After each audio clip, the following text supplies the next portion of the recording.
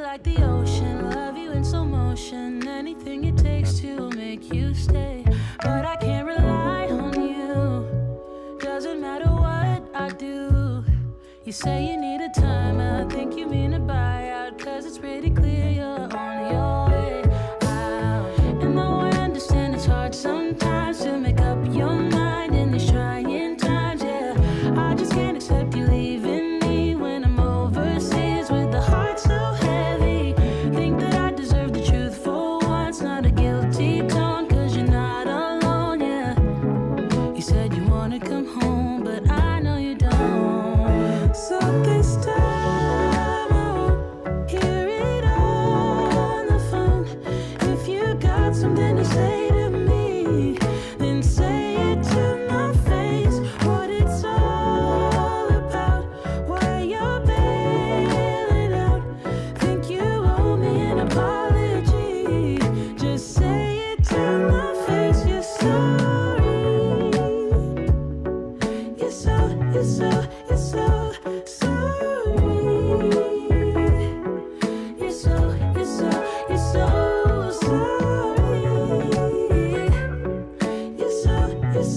You're so sorry. Say it to my face. You're sorry. And I quit my job for you, even quit some friends for you, cause you couldn't stand it, me all independent, so you had to have me for yourself. That was when I trusted you, when I could add up 2 and 2, when you promised we'd be together, you, me, forever. Now there's nothing left to lose. And though I understand it's hard sometimes to make up your mind in these trying times, yeah, I just can't accept you leaving me when I'm overseas with the heart so heavy. Think that I deserve the truth for once, not a guilty tone, cause you're not alone, yeah. You said you wanna come home, but I know you don't. So this time I won't hear it on the phone. If you got something to say to me, then say it to my face. What it's all about, why you're bailing out. Think you owe me an apology. Just say it to my face. You're sorry. You're so sorry. You're so sorry.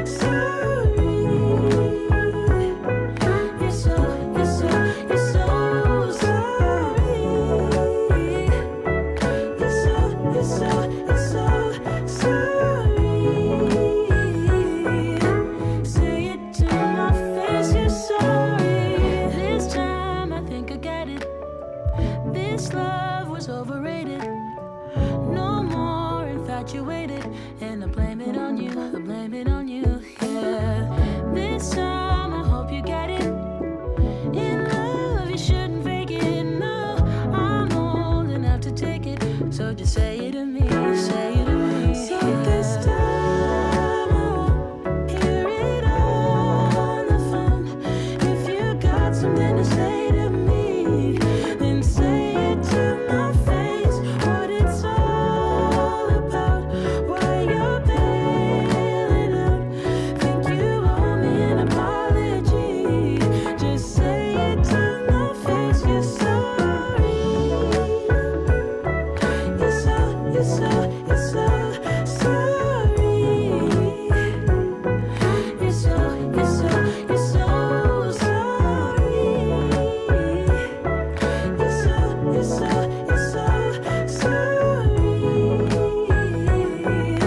Say it to my face. You're sorry.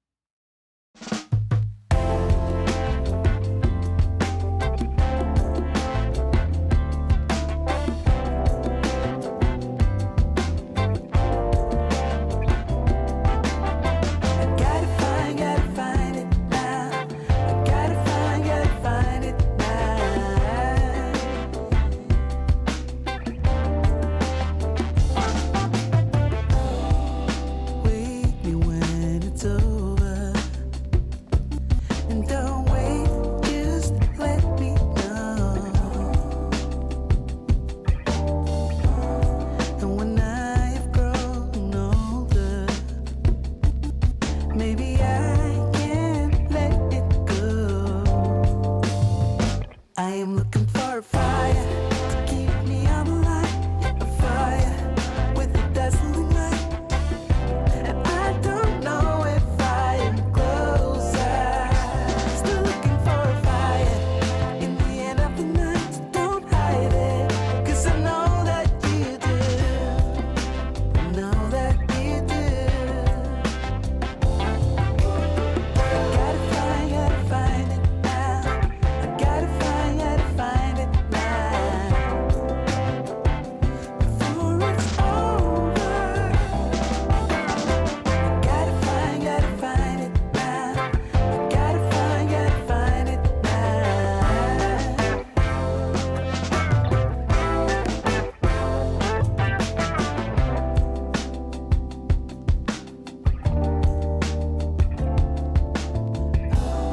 I remember when you told me it's alright.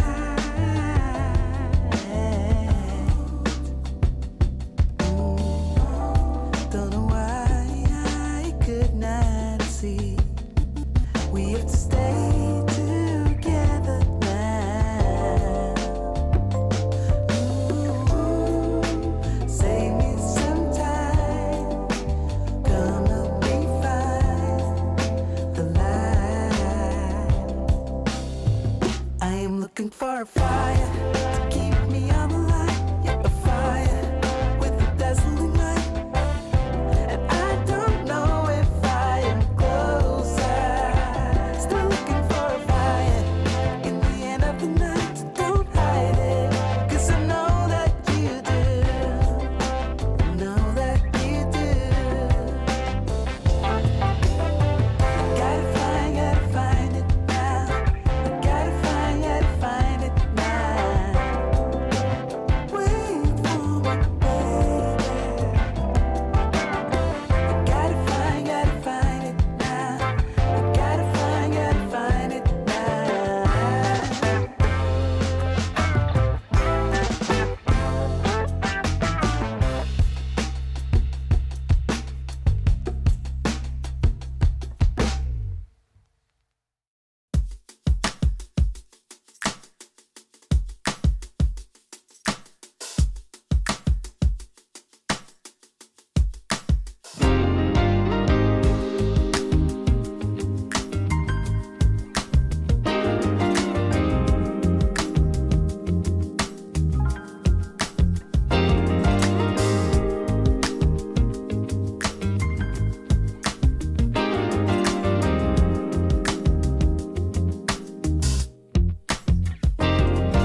You say that you will change the way you walk, the way you talk, the way you wear your hair. Change the way you dress, the way you kiss, everything, 'cause you are scared that I might leave you. Well, why should I leave you? Baby, please don't talk to me that way. 'Cause I think you're perfect for me, just the way you are. And I don't ever want to leave you. Baby, don't you talk to me that way. Yeah, yeah, yeah.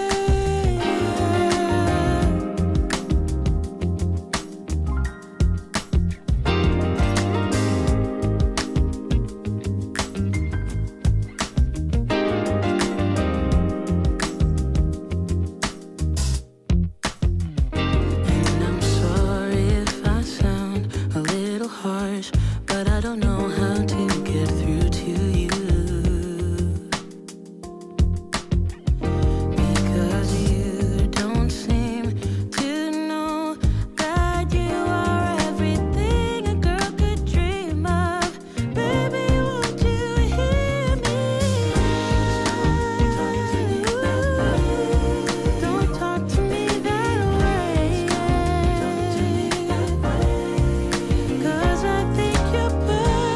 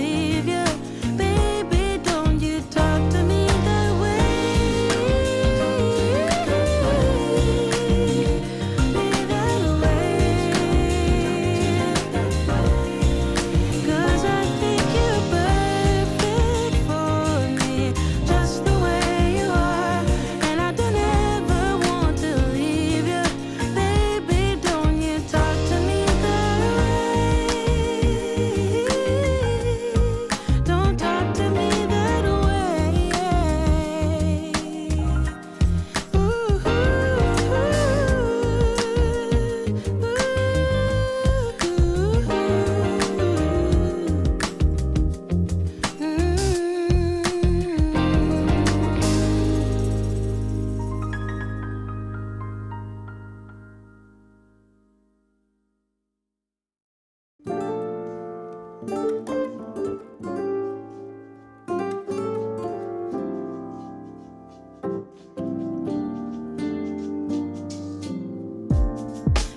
casually keep diving into concrete, so bittersweet, huh? Keep losing sleep while driving in the backseat. What's left of me?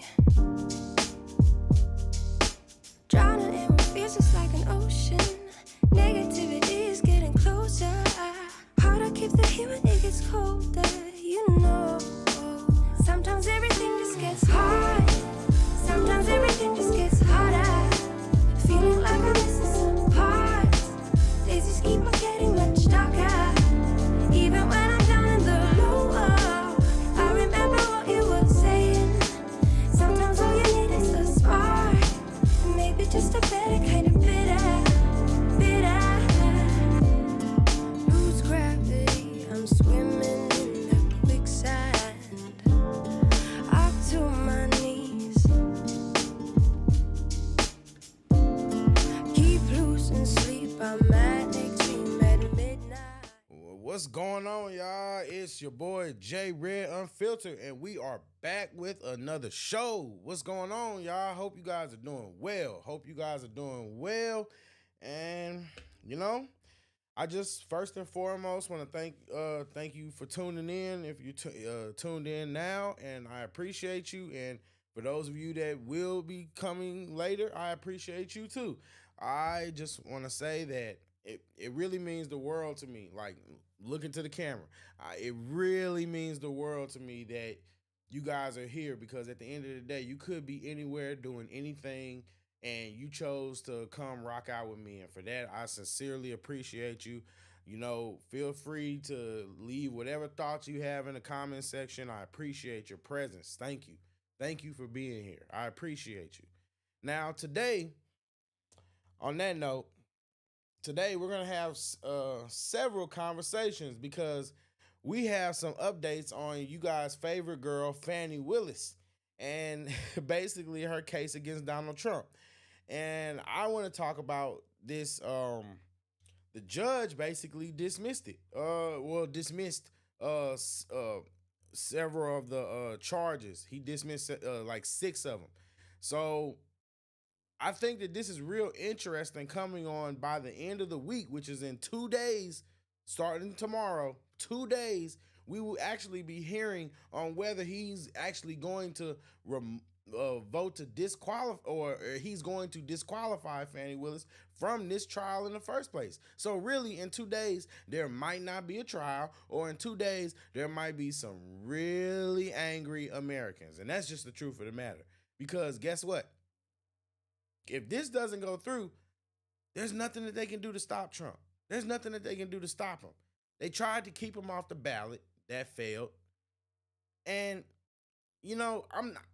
I'm not a super big Trump supporter, but I'm not anti-Trump. Okay? And look, if you guys want to know where I stand with that, I hope, the truth of the matter is, if you have to, put a gun to my head and say what side are you on, then I definitely will fall more on the Trump spectrum.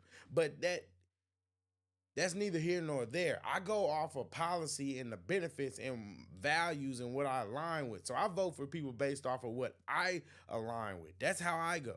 So just a little backstory about this whole case to catch you up on my portion of it. Basically, Fani Willis has been launching this case against Donald Trump for election interference. What feels like a long time ago, Donald Trump was president. And when Donald Trump was president, guess what? His time came to an end, and he was up for re-election. As he was up for re-election, he was running against Joe Biden, the former vice president for Obama. And when this happened, there was an orchestrated attempt by the media, by politicians, by all these people that were just working together to make sure that Donald Trump did not become president. This is fact. You can look it up. This is a fact. So what happened is Donald Trump resisted. He resisted, and everything, like if you just remember the media back then, it was insane. It was insane because it just seemed like every day, every segment was Donald Trump this, Donald Trump that, Donald Trump this, Donald Trump said this, Donald Trump does this, how Donald Trump is destroying America, how Donald Trump is destroying democracy. Everything was just consistently Donald Trump. It was a complete and utter smear campaign. And there's nothing else to really, there's no other way to really describe it.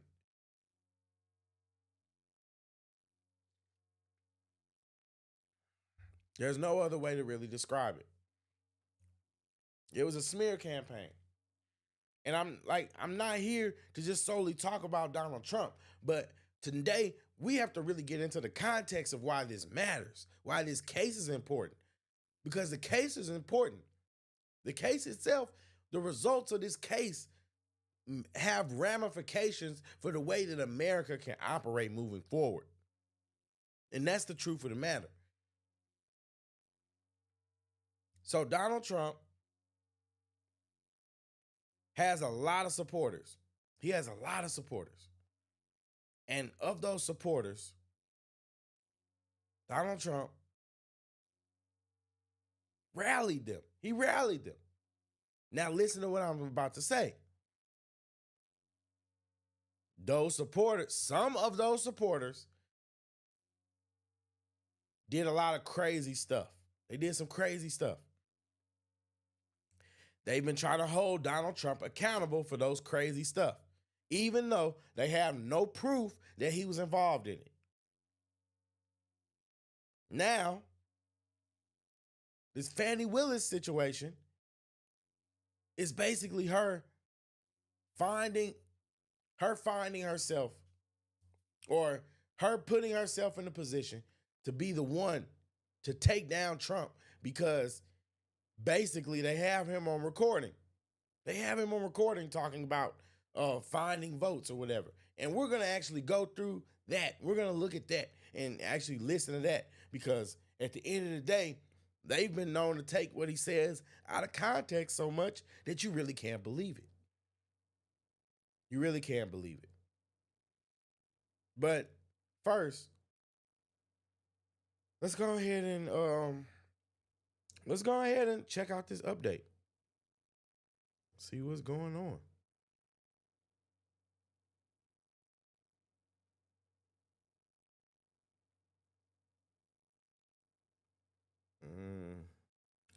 Yeah, what I like to do is look at it from the perspective of different what I like to look at is like different news outlets, just so you guys know, because it just gives you a real good perspective of who's on what side. Snap your W-2 and file your taxes 100% free. Addition, roughly 37% of taxpayers qualify. We want to go straight to Blaine Alexander now in Georgia with some breaking news. Blaine, we wanted to ask you about the election there in Georgia last night, but we just got a filing from the court there in Fulton County. What can you tell us? Yeah, I've just obtained that filing, and basically what is happening is that Judge Scott McAfee is dismissing several of the charges here in Georgia. Hey, Maria, thanks for stopping through. I appreciate you. Hope you had a great day, too. Appreciate you. Against former President Donald Trump. 6 of the charges in this order. The charges so far, and I'm still making my way through the judge's ruling right now, but appear to do with solicitation of violation of oath by a public officer. Those were certainly some of the charges that he was facing. Other people that were named, of course, Donald Trump, Rudy Giuliani, Johnny Eastman, Mark Meadows. And so this is certainly notable because the former president was facing a number of charges, but to have 6 of them removed is notable. Now, it's important to note he's still facing charges here in Georgia, still facing charges in Fulton County. We're also still waiting on a major decision from Judge Scott McAfee as to whether or not Fani Willis can continue to remain prosecutor on this case. This is not that decision. So to see this decision from the judge to come out this morning is a bit of a surprise. I've reached out to Trump's Georgia attorney here, Steve Sadow, who, of course, has been representing him as the lead attorney, to see if he has any comment. We've also reached out to the DA's office to see if they have any feedback or plan to push back on this ruling by the judge. Well, and I read it was 6, so let's go ahead and let's see what some other news outlets have to say. As of today, 6 counts now struck by the judge in the Georgia case against former President Donald Trump. He still faces 10 more charges there. The judge said there was a, quote, lack of detail that was provided by the prosecution around the dismissed charges. Some calling this, quote, embarrassing for Fulton County DA Fani Willis as we await a ruling on her future and whether or not she can stay on this case. Look at him. Money shot.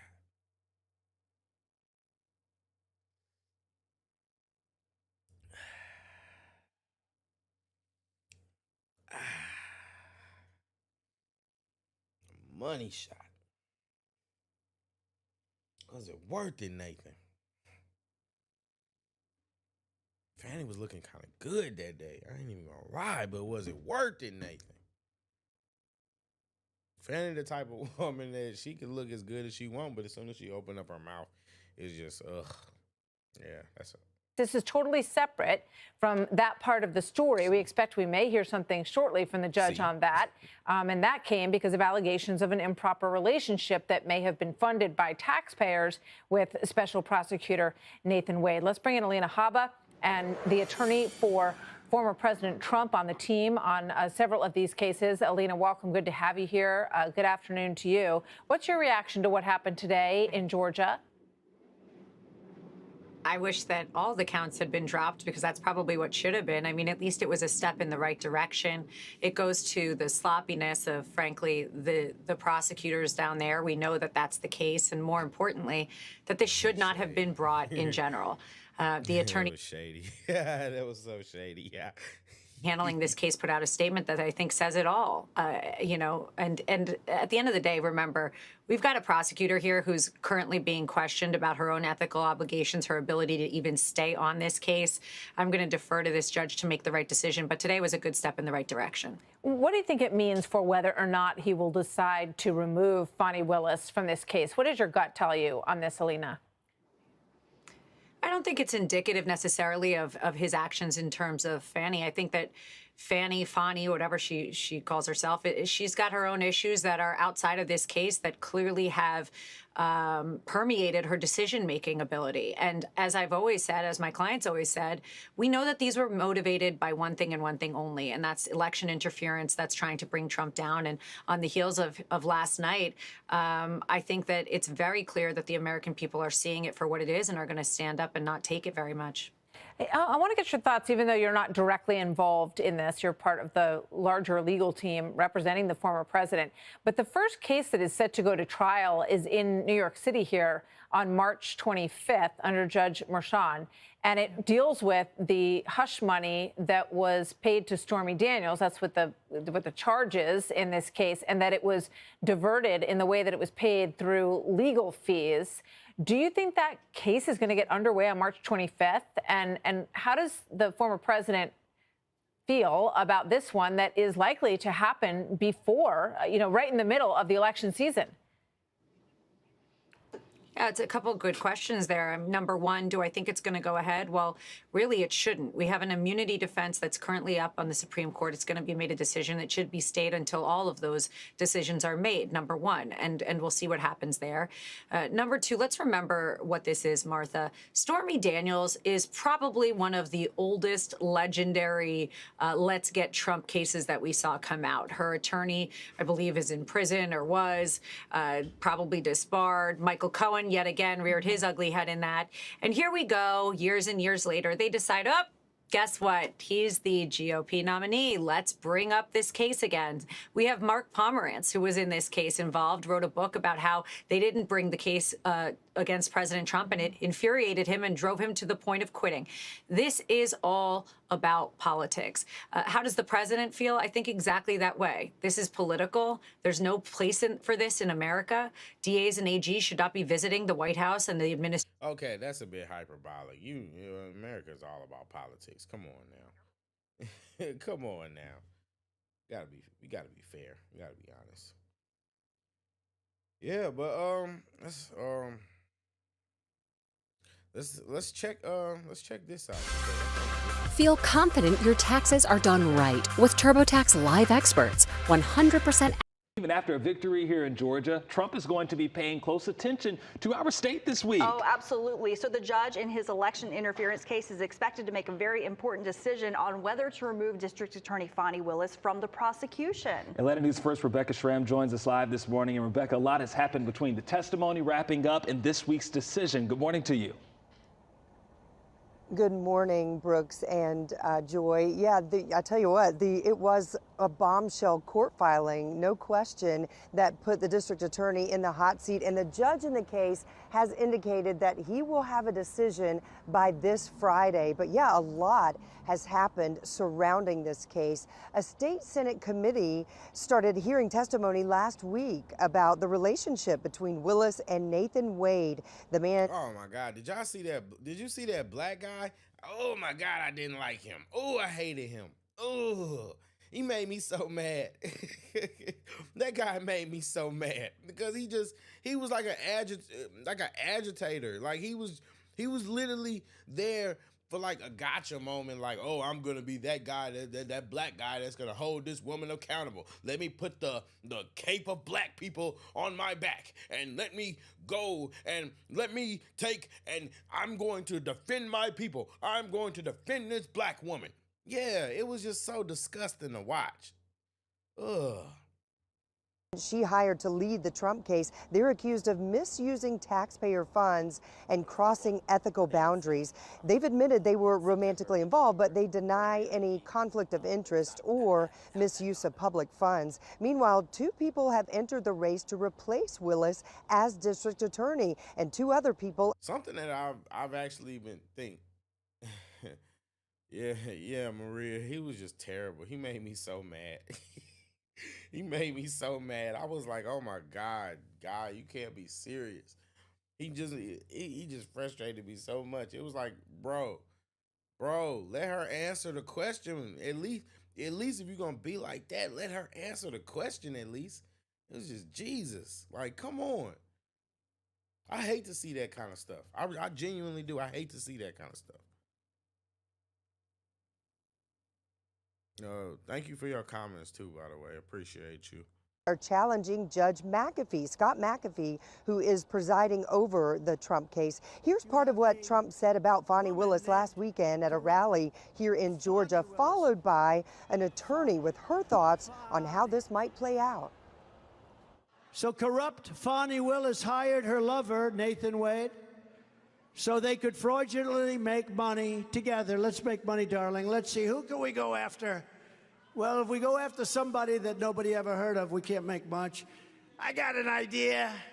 Let's do what Joe Biden and everybody else want. Let's go after Trump. So in terms of whether or not any of the allegations... Trump is so funny. He's so funny. He's just, I don't even... I don't get the hate. I genuinely don't. I don't get the hate. But like I said,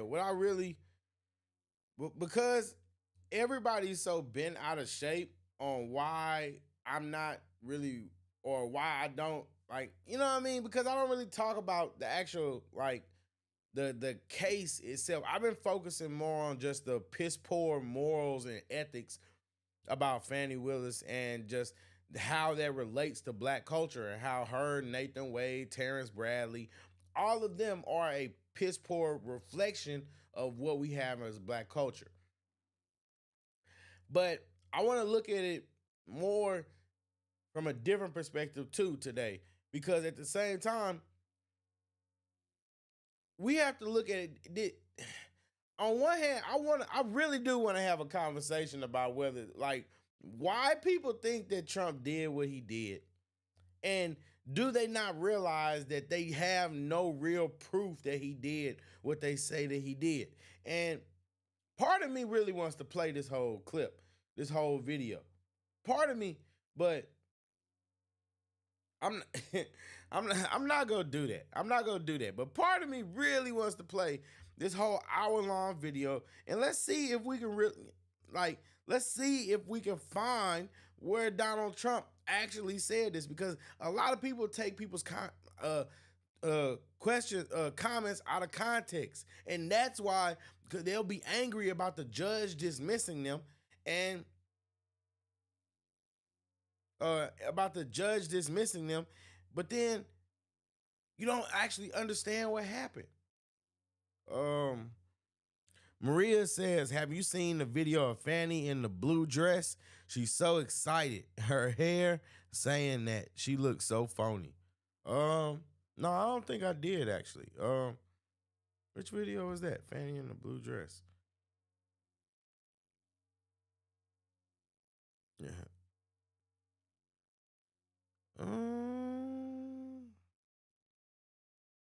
Yeah, I don't remember that. Yeah, I'm gonna have to look for that. It was funny. She is phony. Fani is the definition of phony if I've ever seen it. Definitely 100%. Oh, that's probably why I didn't look at anything today. Like, I was trying to, like, when I found out about the ruling or whatever, I was trying to avoid looking into stuff, because, like, I like giving, like, my raw reaction to stuff. Some people do that, some people don't. You can tell. And, I just want to, like, sometimes I just like giving my raw reaction to stuff, so I try to, like, separate myself from it, And Maria says, phony Fani. Yeah.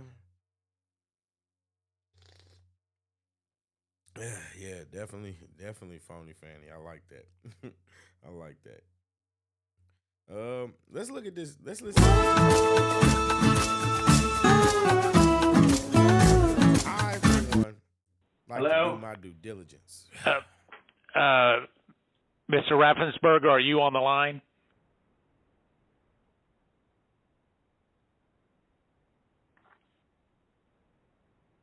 He was here a second ago. This is Ryan Germany. Mr. Germany, Ms. Fuchs. And Brad Raffensperger, I'm here. Okay, all right. So, Mr. President, everybody is on the line, and just so this is Mark Meadows, the Chief of Staff. Just so we all are aware, on the line is Secretary of State and two other individuals, Jordan and Mr. Germany.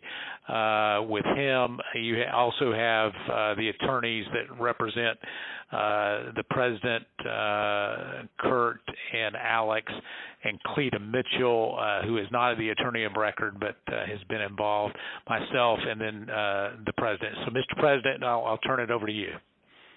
Okay, thank you very much. Hello, Brad and Ryan and everybody. We appreciate the time and the call. So we've spent a lot of time on this, and if we could just go over some of the numbers, I think it's pretty clear that we won. We won very substantially, Georgia.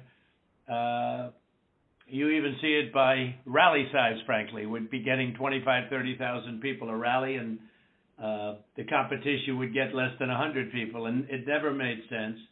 But we have a number of things. We have at least two or three, anywhere from 250 to 300,000 ballots were dropped mysteriously into the rolls.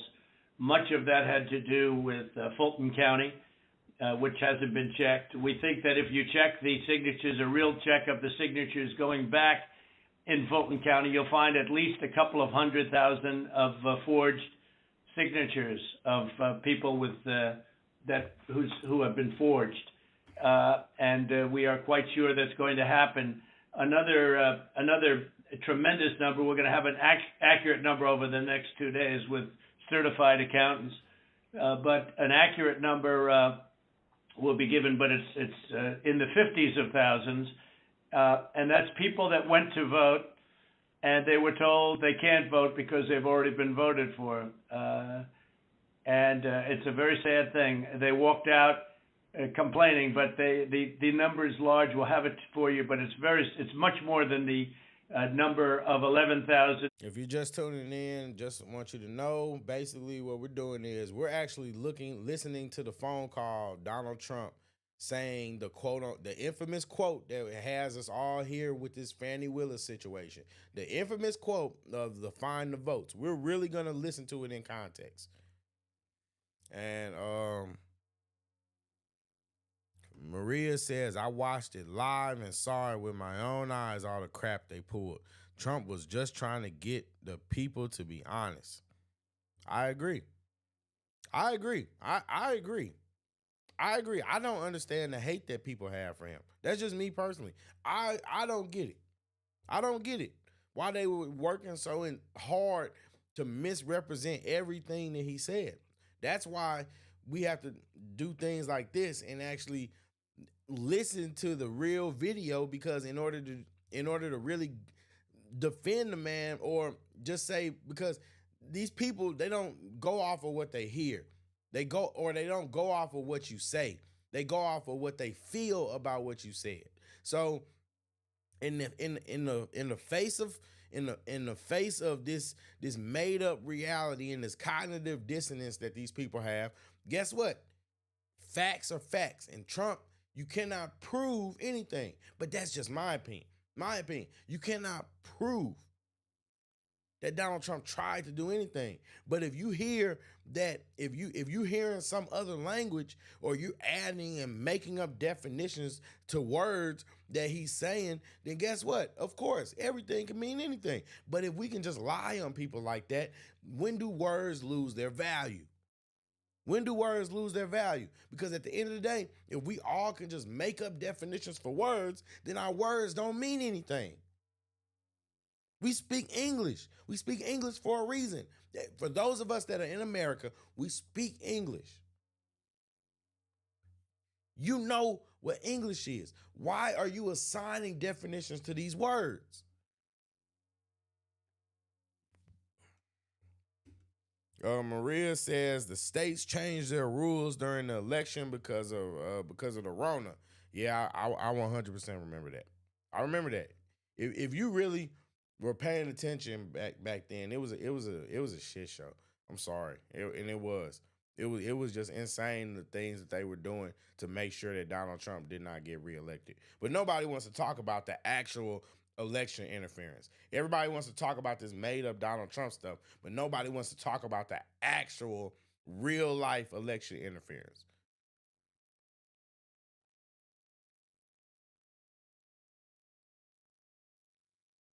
Yeah, Maria says Ruby Freeman and her daughter fed ballots through the machine and through the machines when everyone went home because of a pipe leak. Yep, I would definitely remember that. But see, nobody wants to talk about that. Again, nobody wants to talk about the actual election interference, the actual verifiable and provable election interference. Nobody wants to talk about that. Just the same way nobody wants to talk about Hunter Biden's laptop. They always trying to throw Trump Jr. under the bus, but guess what? Trump Jr. wasn't stupid enough to take his laptop to a pawn shop high on crack. That cocaina.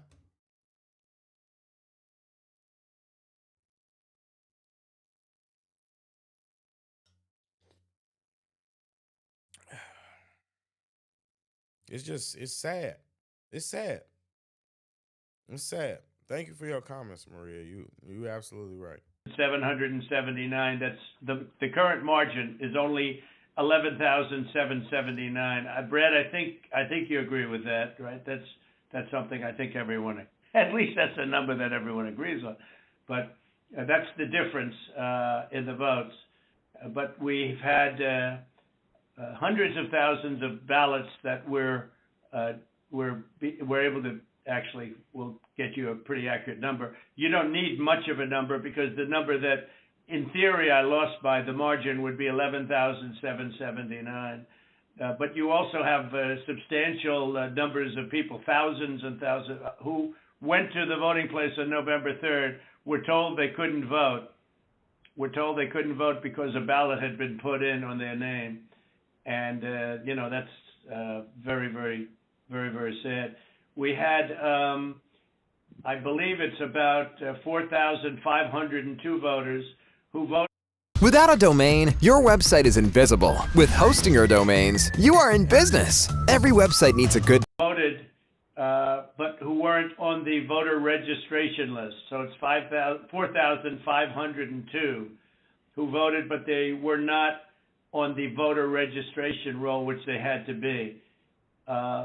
You had 18,325 vacant address voters. The address was vacant. And they're not allowed to be counted. That's 18,325. Smaller number, you had 900. Noria says in Fulton County, they didn't verify signatures. That's how they did it. Yeah. I'll take you another step. Do you remember when they were getting mad at people because they wanted people to have their IDs when they voted? You remember that? I remember that one. 104 who only voted where they had just a PO, a post office box number. And they had a post office box number, and that's not allowed. We had at least 18,000, that's on tape. We had them counted very painstakingly. 18,000 voters having to do with, she's a vote scammer, a professional vote scammer and hustler. That was the tape that's been shown all over the world that makes everybody look bad. You, me, and everybody else. Where they got number one, they said very clearly, and it's been reported that they said there was a major water main break. Everybody fled the area, and then they came back. And a few people. There were no Republican poll watchers. Actually, there were no Democrat poll watchers. I guess they were them. But there were no Democrats either, and there was no law enforcement.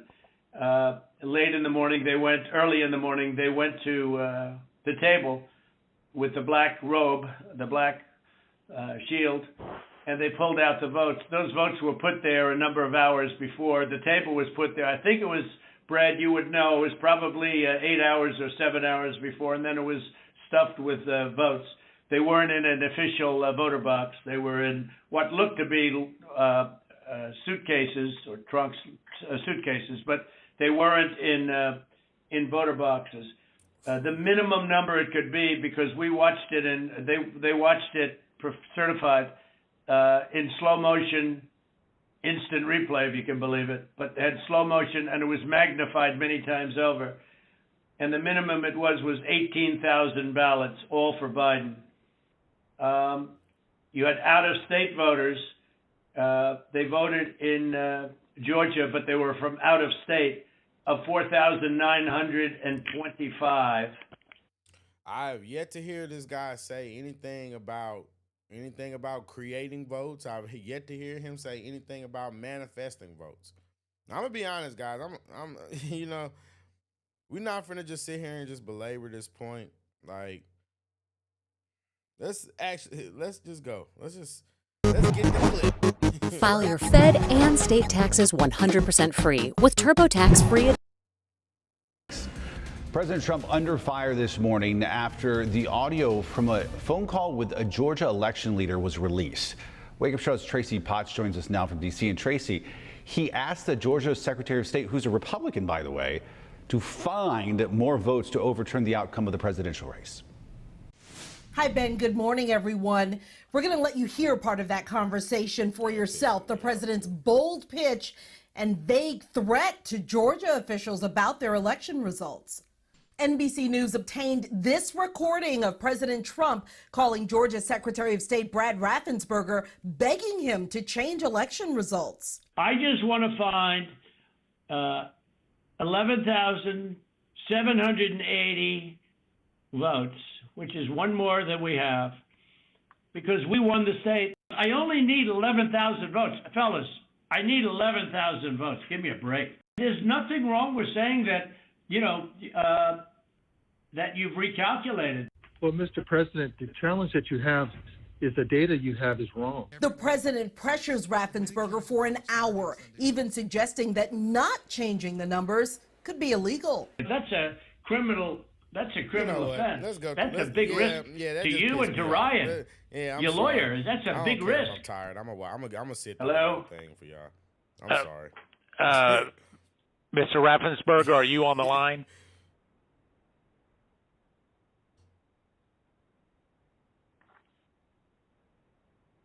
He was here a second ago. This is Ryan Germany. 6. And you had drop boxes, which was very bad. You had drop boxes that were picked up. We have photographs and we have affidavits from many people. I don't know if you saw the hearings, but you have drop boxes where the box was picked up and not delivered for 3 days. So all sorts of things could have happened to that box, including... Maria says, yep, Trump was winning, and then they had those thousands of vote dump. Maria says, this pisses me off. Yeah, they kind of pissed me off, too. That's why I just had to come back to the video. Maria says, Trump had more than that. Putting in the votes that you wanted. So there are many infractions. The whole situation was just real messy. It was just real messy. And the bottom line, it's many, many times the 11,779 margin that they said we lost by. We had the state is in turmoil over this. And I know you would like to get to the bottom of it, although I saw you on television today and you said that you found nothing wrong. I didn't lose the state, Fred.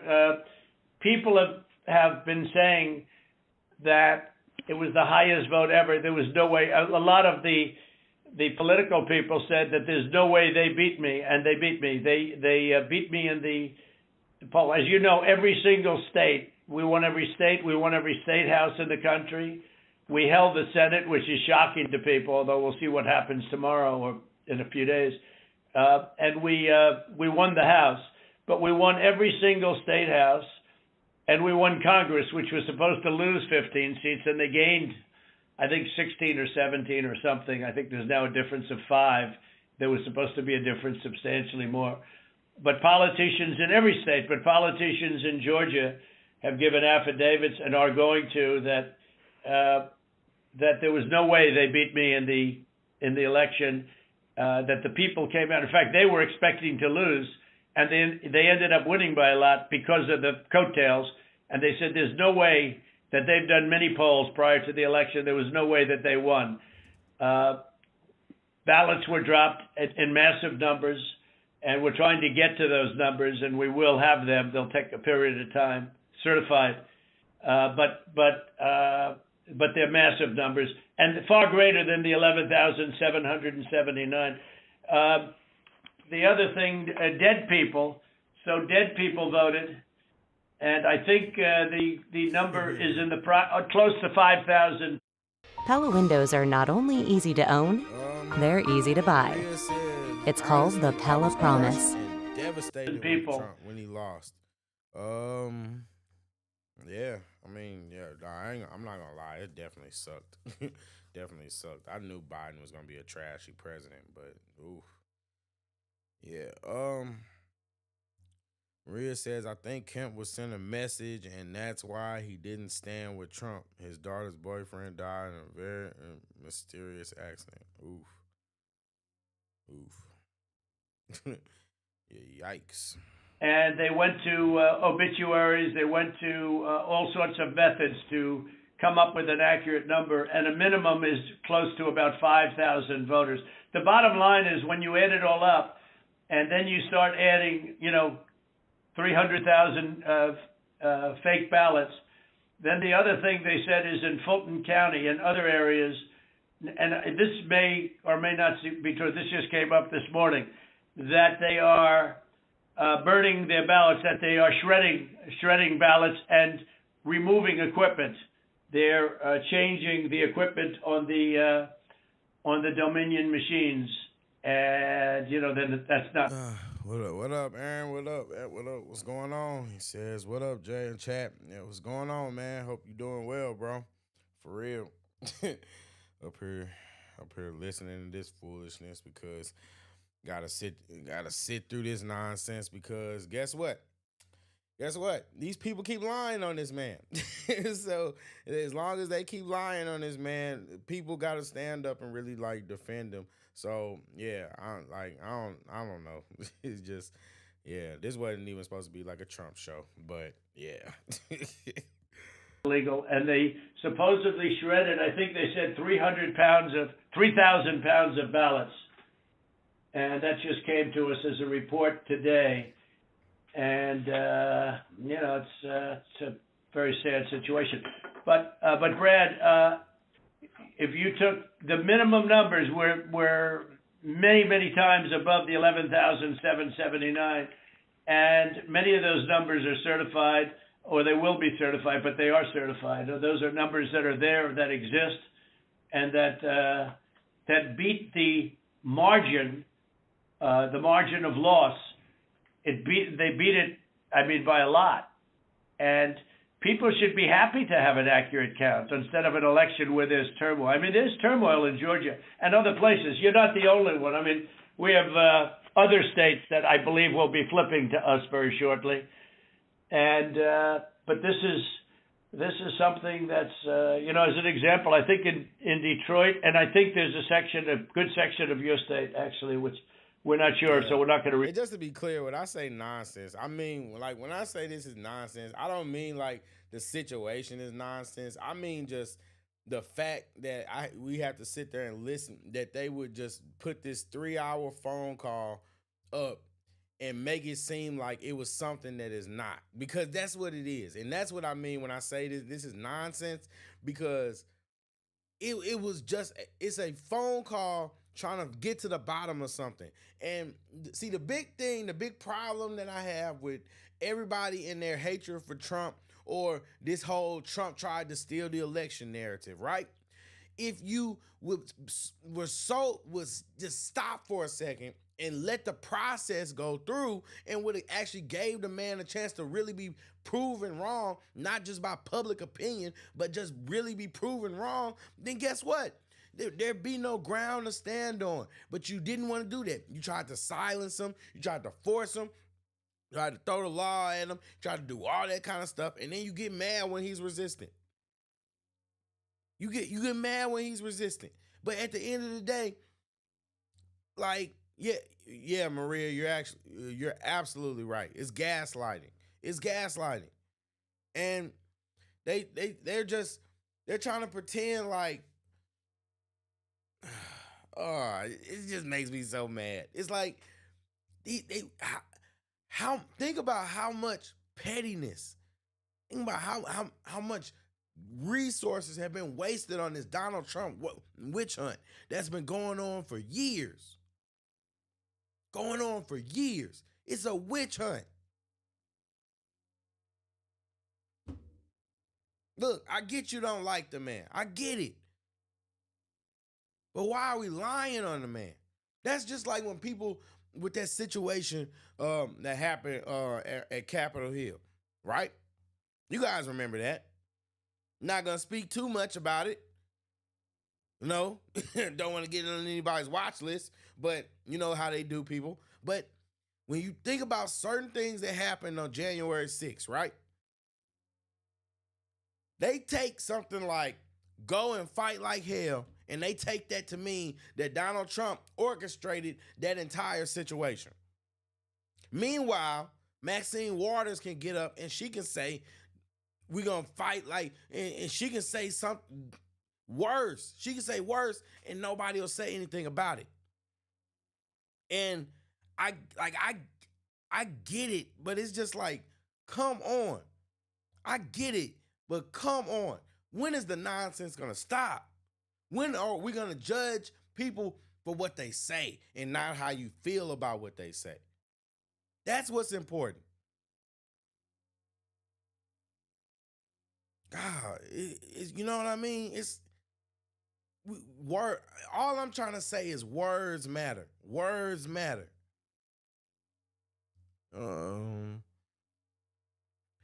Attorney Danielle says it's definitely a slippery slope. Yeah, and I agree. I agree. It's definitely a slippery slope. I mean, feel free to elaborate. On more where you coming from. Like on your mindset of it. Feel free. Yeah, this is I like to hear you guys' input because that's kind of what it kind of makes my brain go better. So like I like to hear you guys' input and what you guys think because I could be off. I'm open to receiving new information. And plus I just enjoy you guys' commentary. So yeah, I mean, I do agree that it's a slippery slope. It's just yeah, maybe he should be more careful with his words too, but I think that that's fair. Two things can be true at the same time. Um uh Attorney Danielle says the left believes that you can change the meaning of words because they feel like it. Yep. 100%. 100%. And that's the problem. And that's kind of what I was talking about earlier. And you hit the nail on you hit it right on the bullseye because if everybody can sit up and change the meaning of words, say that, you know what I mean? Because it's like when I debate people, I tell people like we have to have a consensus or a consensus about what language we're speaking first and foremost. Because if you want to ask me what the definition of a word is, or you want to use certain words, we have to first agree that we're speaking English, and then once we agree that we're speaking English, now you have to yeah, and I know, yeah, it probably sounds like I'm debating dumbasses, but yeah, this is the truth. Yeah, sometimes you have to get that simple with people because yeah, it's just it can get bad when but we have to agree that we're speaking English first and foremost. And if we're speaking English, the words have meanings already. So why are if every word that we say is just making up a meaning for the word, then nobody's words have meaning. Nobody's words have any meaning because then you could literally just make up the meaning for anything somebody says. It's just, I don't know. That's just incredibly frustrating to me. So I completely agree with what you're saying. Danielle says, what I mean about slippery slope is that the same accusations they place on Trump can be applied to the left if we really want to. I'm not saying Trump is always right, but let's apply it equally. Yeah, man, I basically agree with that. Yeah, I agree with you because in my personal opinion, I think that everything that they say about Donald Trump can be applied to people on the left.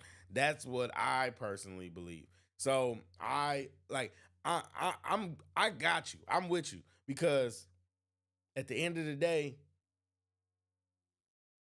they say Donald Trump tried to interfere with the election, but there's a Time magazine article basically talking about how they orchestrated and these people were working behind the scenes to basically make sure that Donald Trump wasn't going to get reelected. That sounds like freaking election interference to me.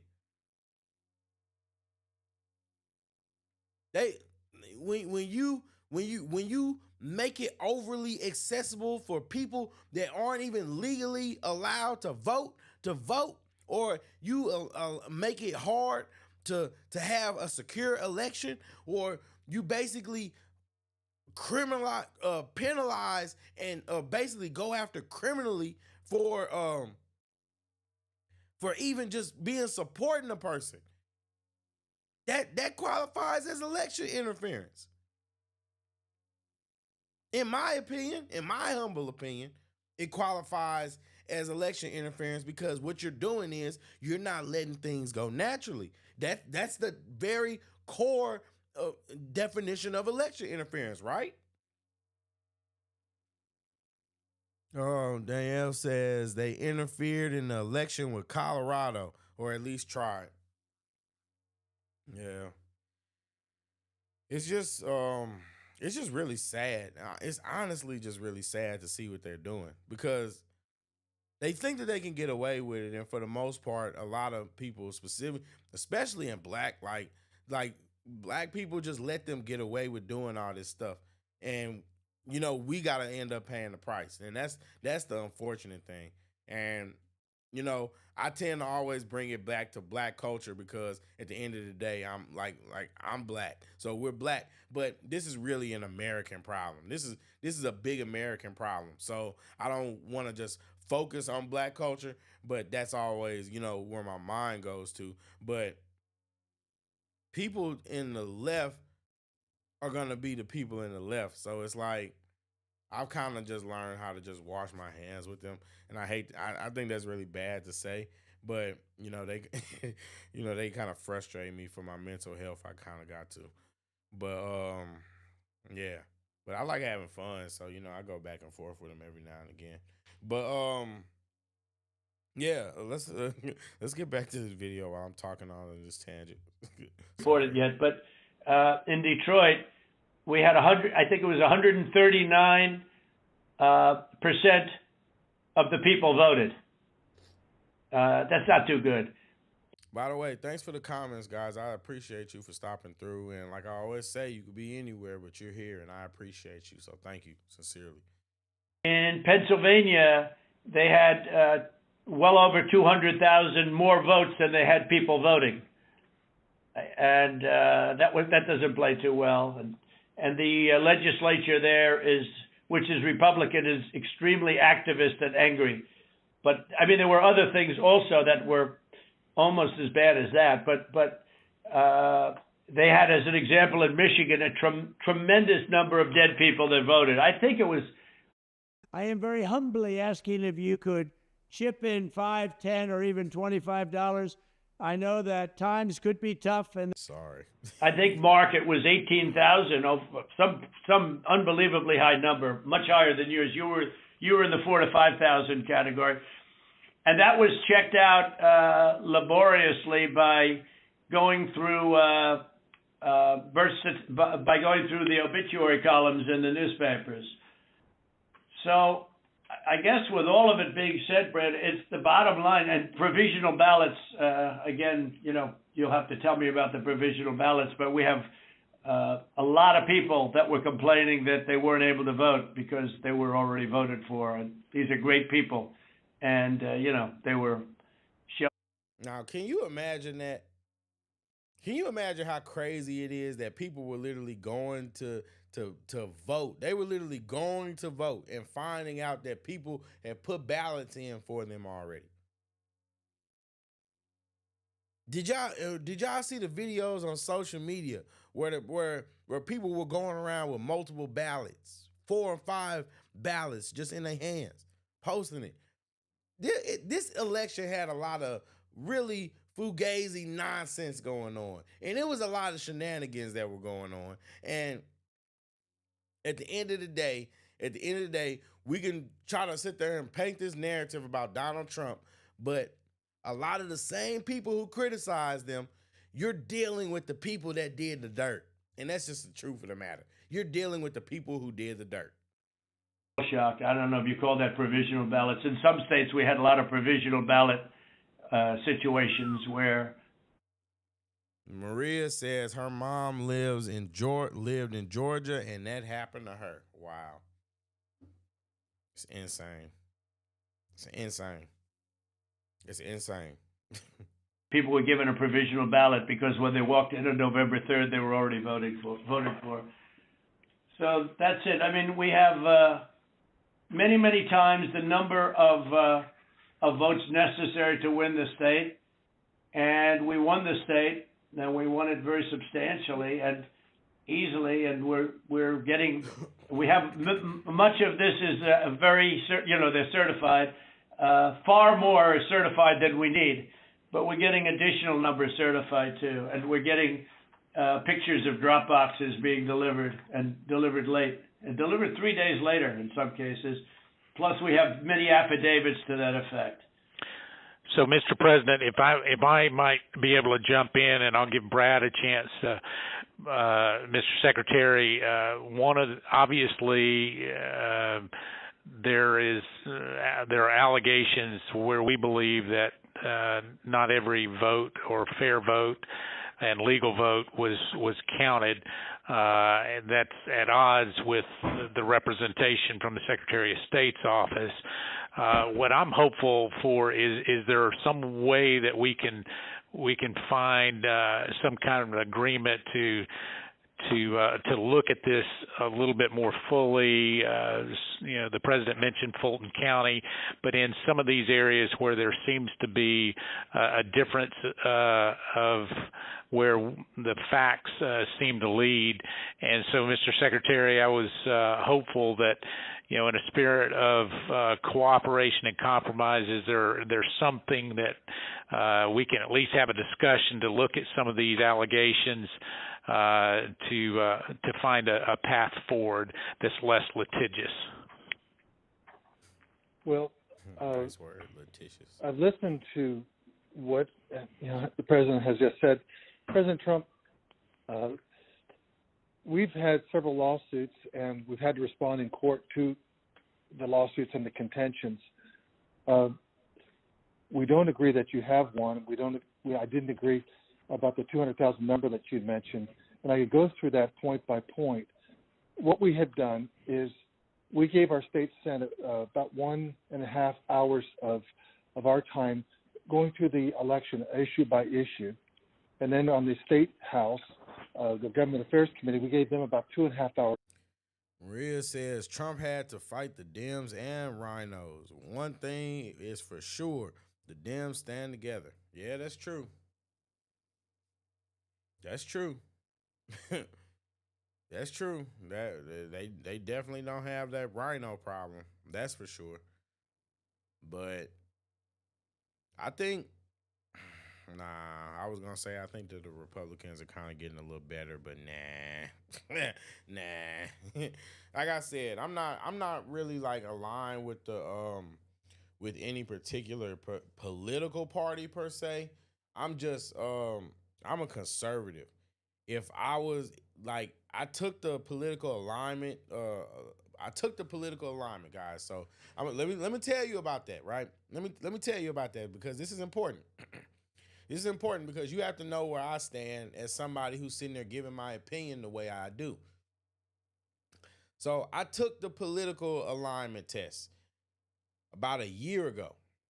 Because I had taken it before, and when I took it, I was like in high school or something like that. I had a social studies teacher that was real big on politics, and it was his name was Mr. Foster. Cool teacher. He used to go around, yell, get real passionate. He used to have his little yardstick, the little meter stick, and you know what he used to do? He used to whack it on the desk. Whack! Just whack it on the desk. Anytime you was sleeping, you wasn't gonna sleep in this class. You know why? Whack! He ain't hit you. he didn't hit you with it. But he knew how to whack a desk, though. He knew how to whack a desk. But he was passionate. He's passionate about politics, passionate about his subject. And guess what? He made you care because he was passionate. So we took the political alignment test. And guess what? I was a moderate. In high school, right? This is my freshman year in high school when I did this. Fast forward. The closer I get to high school, or I get it out of high school, start getting more quote unquote in touch with my blackness. By the time I got to going through some college and all that kind of stuff, got really in touch with my blackness. And after a while, I was pretty pro-black. God help me. I was there. And that's why I don't have the patience for them, because I was there.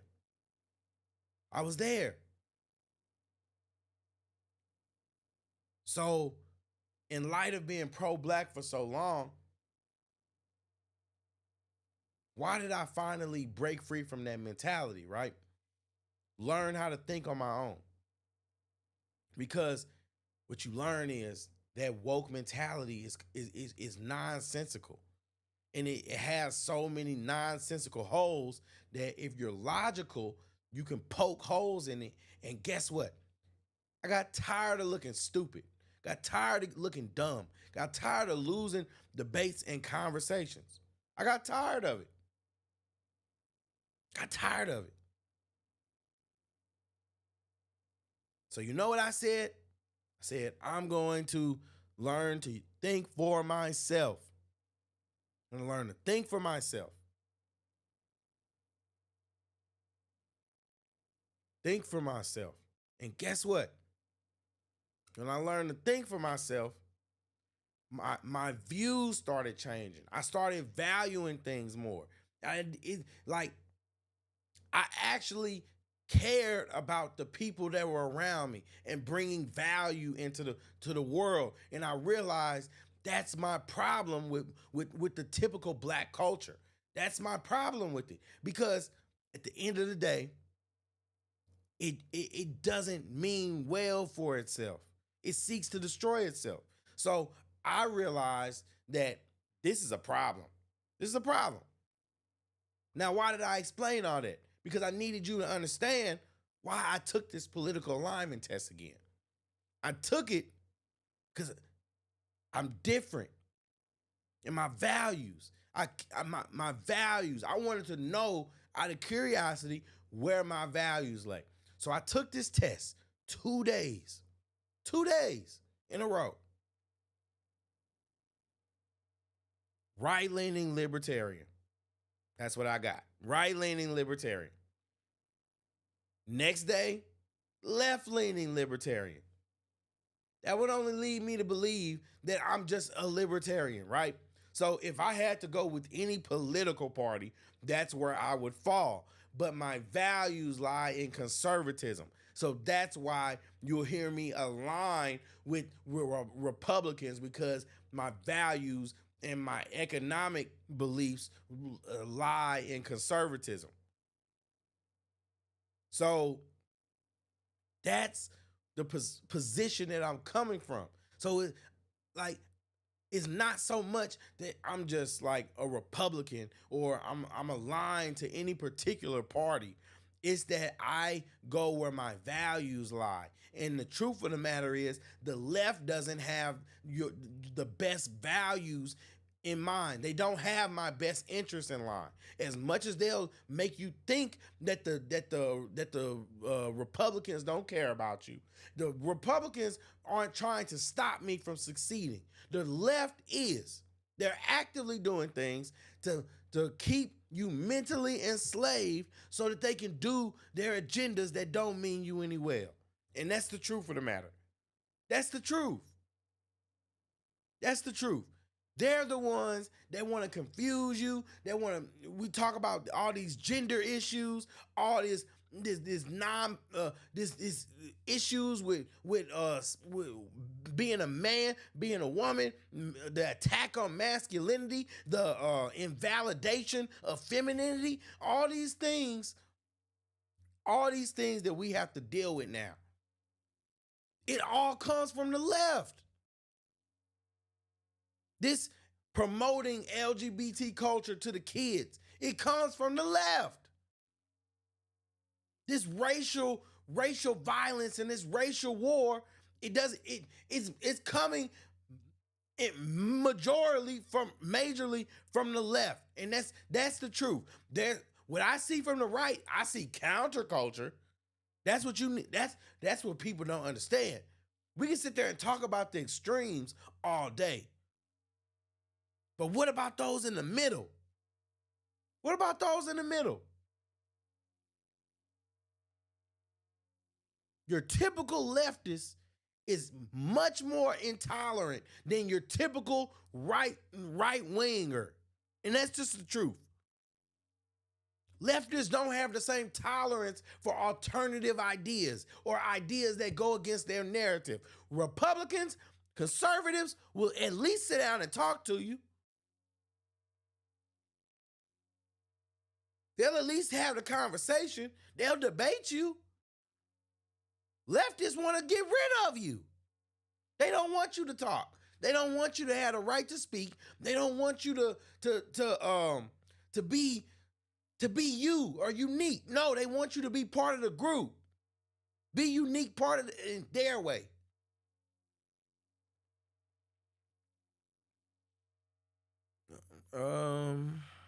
Maria, what you looking at, Maria? What I do? What I do? Attorney Danielle says it keeps you stuck. Absolutely, facts.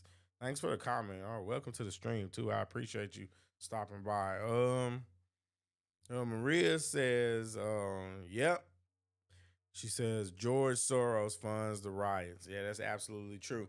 For those of you guys that didn't know, George Soros actually pays these people checks. That's why there was a video going around about people literally standing outside demanding George Soros to pay them their money. But people don't never want to talk about that, right?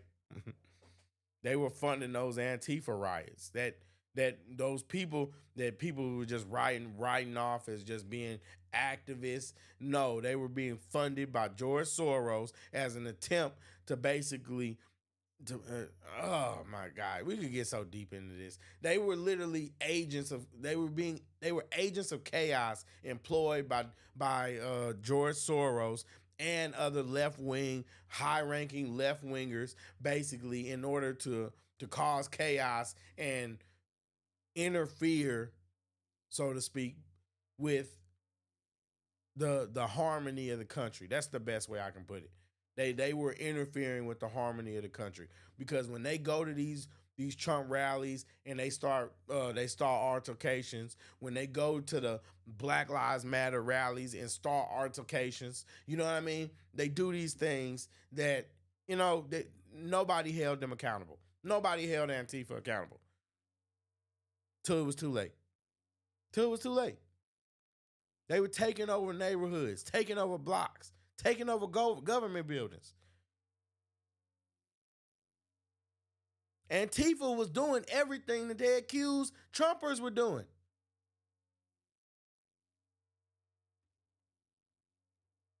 And that's the truth.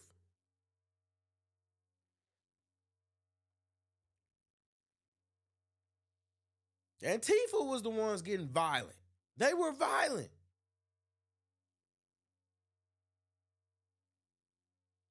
Maria says 100%. January 6th, too. Yeah, they were there.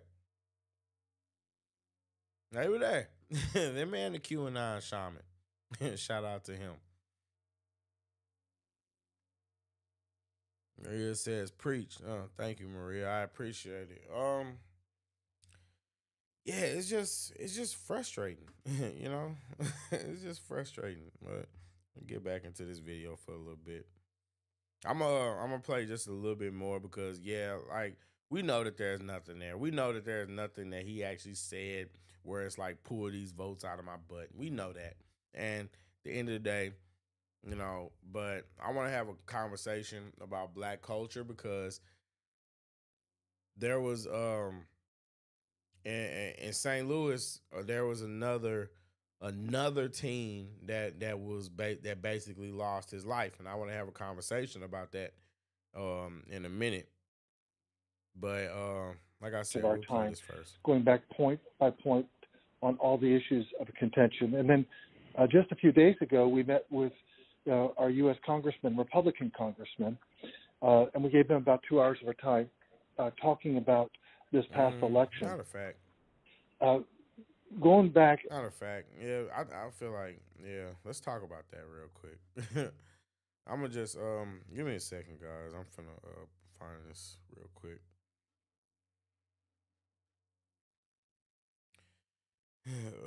Yes, this is this is sad, guys. I'm not even gonna lie to you. Wow.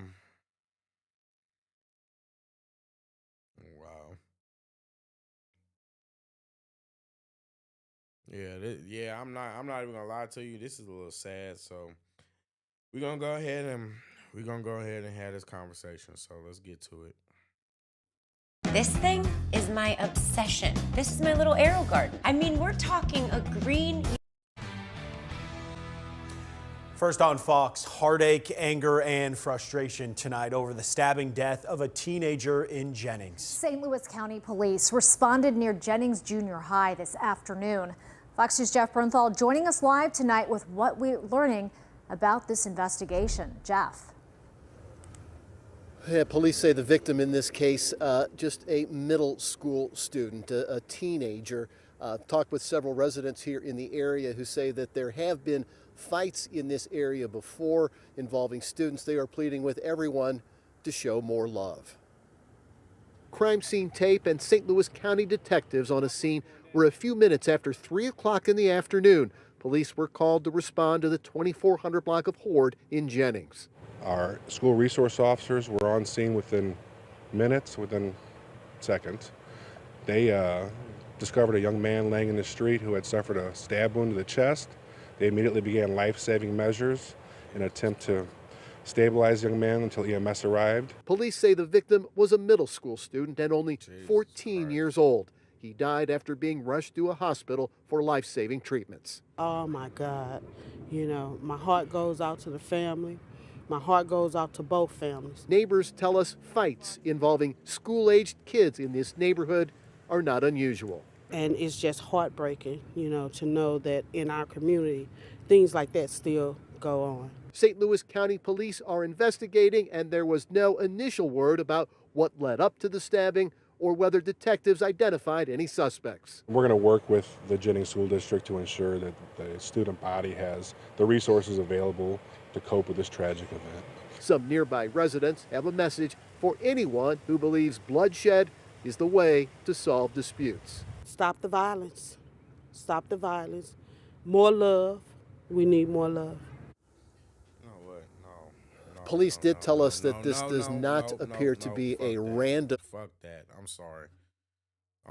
No, because we can't just sit there and just pretend like it's just about stop the violence and have more love. No, that's not what it is. No, these kids, and I've been saying this, and you guys are never gonna. I'm consistent. These kids are a reflection of the culture that's going on. They're a reflection of the life that is normal and prominent in black community. In the black community. It's the truth. It's a hood mentality, a hood culture. Earlier today, we were talking about how people are afraid of hood people, how people are afraid of people that are from the hood, and the responses of people that are from the hood, and how they believe that it's anti-black to feel like that.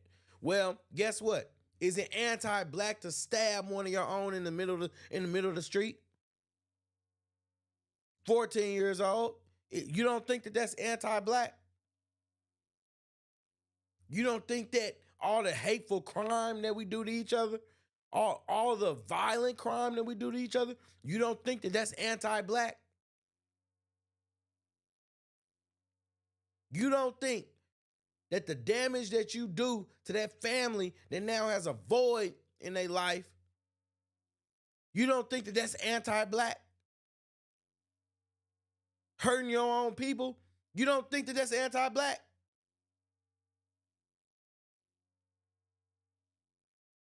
We not finna just sit there and just act like, oh, it's just love and peace and happiness and that's all we need. No, you need to change the French toast culture, because if you don't, guess what? The same thing is gonna keep happening.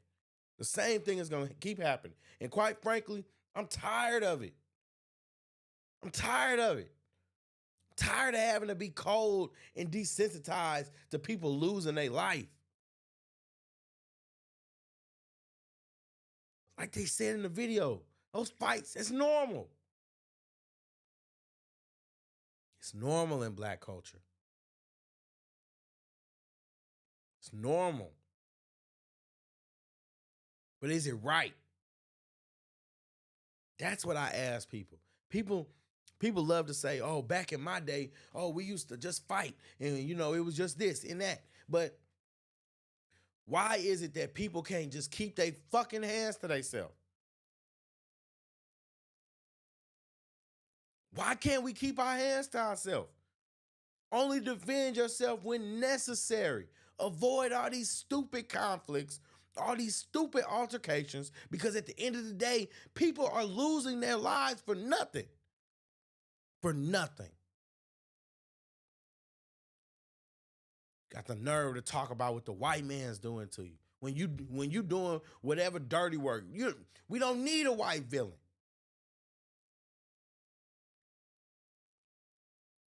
You literally got the nerve to sit up and talk about racism and oppression. When who do you think stabbed this little boy? Who took that little boy out of here?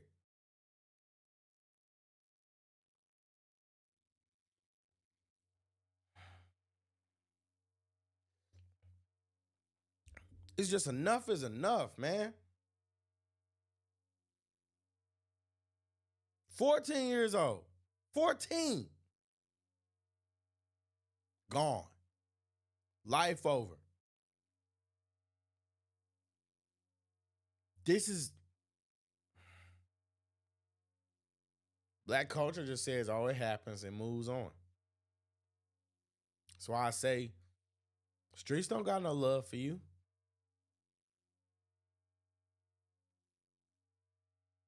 Streets don't have no love for you.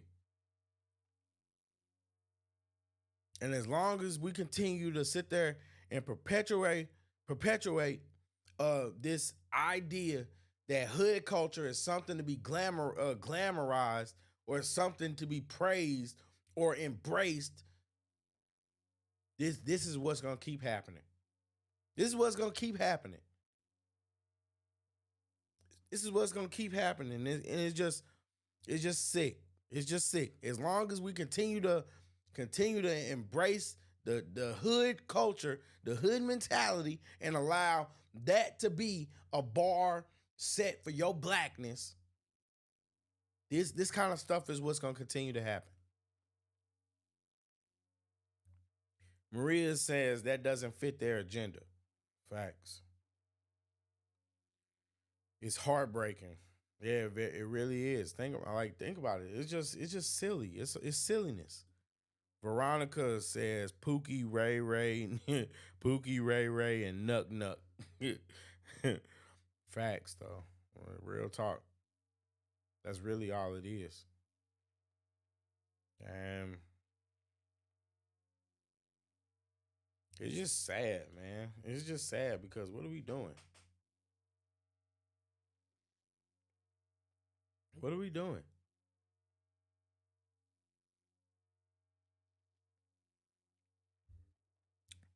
At the end of the day, if we could just because aren't we civilized? Aren't we supposed to be a civilized society? Aren't we past that barbaric age to where we have to take each other's lives?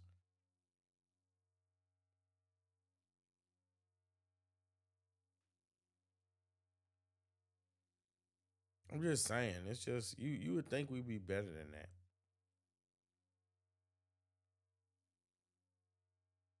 You think you genuinely would think we'd be better than that, and it's unfortunate. It's unfortunate because now this family has to cope with the loss of that dude. It's a girl right now fighting for her life because she got into a fight. Why can't people just keep their hands to themselves? The world would be a lot better. The world would be a much better place to live. People would just keep their hands to themselves.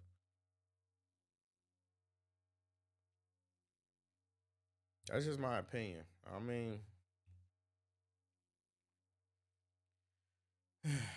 it's really sad.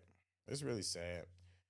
Well, I'm gonna be honest, guys. I'm here for a good time, not a long time tonight. So I'd love to hear your thoughts real quick. But if not, then I mean, I'm gonna I'm gonna check out. But let me know what you guys think. Let me know what you guys think, and I just want you to know that I genuinely appreciate you for tuning in and watching the show because this is this is big. This is big, and I'm basically, you know what I mean. I don't want to belabor the point, but that's really what we need to look at. It's just that what kind of culture are we living in to or the culture that we have is reflected in the youth. It's reflected in the youth. So what we see in young people today, look at the examples. The Six Flags incident. 15-year-old boy fighting for his life. Busting at the police officers. They bust back and they hit him. 15-year-old girl fighting for her life. Another 15-year-old girl in family court over a fight. 14-year-old dude just lost his life over a fight. When is black culture going to wake up and realize that it's the problem? When are we going to wake up and realize that we're the problem? When are we going to realize that the same people that we love, that we protect, are the problem?